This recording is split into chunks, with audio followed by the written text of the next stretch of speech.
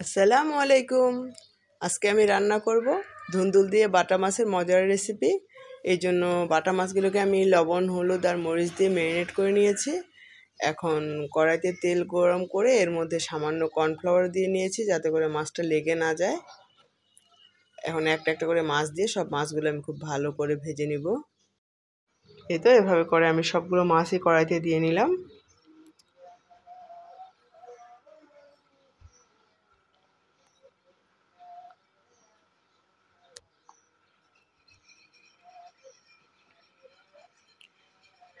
এখন এইভাবে করে মাছগুলো এক পিঠ ভাজা হয়ে গেলে আমি এখন একটু উল্টিয়ে নিব।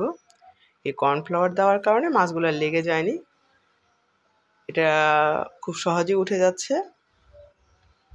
আর ঘরে যদি কর্নফ্লাওয়ার না থাকে তাহলে আপনারা একটু ময়দাও ছিটিয়ে নিতে পারেন, সে একই কাজ করবে। মাছগুলো খুব সুন্দরভাবে ভাজা হয়ে গেছে এক পিঠ, এখন আমি আরেক পিঠ সুন্দর করে ভেজে নিব।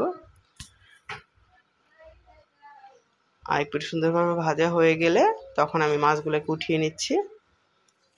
এই তো আমার দুই পিঠই খুব সুন্দরভাবে ভাজা হয়ে গিয়েছে, এখন আমি মাছগুলোকে উঠিয়ে নিব।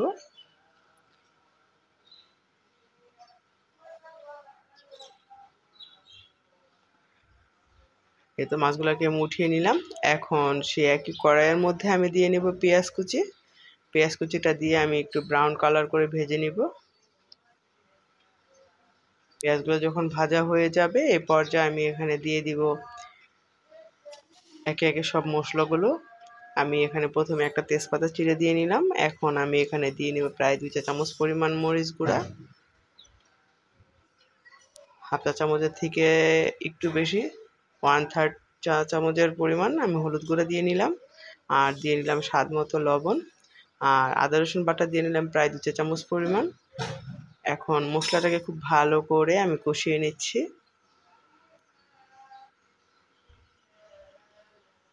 এতে খুব সুন্দর করে আমি মশলাটাকে কষিয়ে নিব।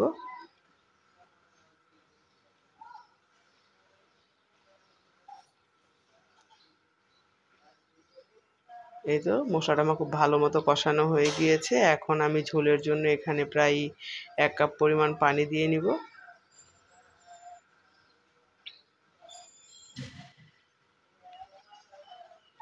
আর এখানে আমি আগে থেকে ধুন্দুলটা কেটে রেখেছিলাম, ধুন্দুলটা আমি এখন দিয়ে নিলাম।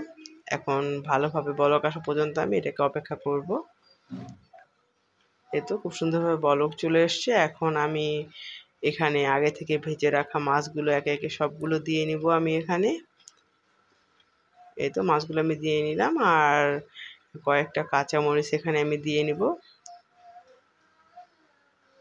আজকে আমি ওই চেরি কাঁচামরিচগুলো দিয়ে রান্না করতেছি, এটা আমার ছাদ বাগানের।